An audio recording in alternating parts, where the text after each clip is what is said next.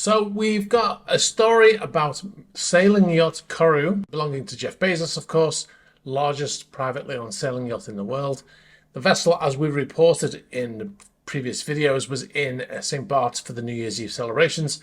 However, the vessel was actually boarded by customs people whilst it was at anchor there. Now, a lot of the media reports to say that it was raided and all of these dramatic words. The reality is the vessel was boarded, and it was routine. And this is what happens quite often. So the way it works is you go into a country. Theoretically, you need to present to immigration and customs and show your passport, and they come on and they can search the vessel, right? That's the official thing. We have to do pre-arrival paperwork to say who's on board, what's on board, what equipment we have, etc. The guests, crew, everything. The reality is they don't have enough people to search every vessel and to check everybody. So we fill out the paperwork. When we arrived at the island, one of the crew or the agent might come to the boat, or the crew might take the passports to an office where they'll be stamped.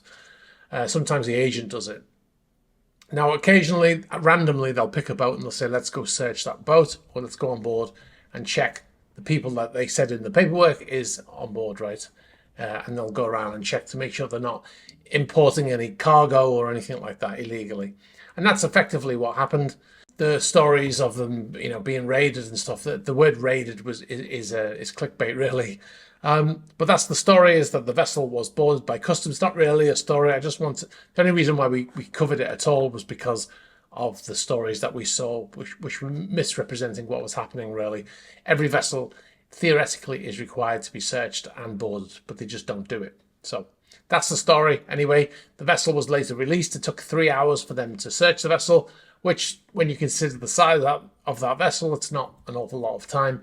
And they were guided around by one of the crew while they did that search. Now, apparently, Lauren Sanchez, who's the fiance of Jeff Bezos, was on board at the time. She seemed pretty unfazed by it all, which she should have been, because, it's a routine thing.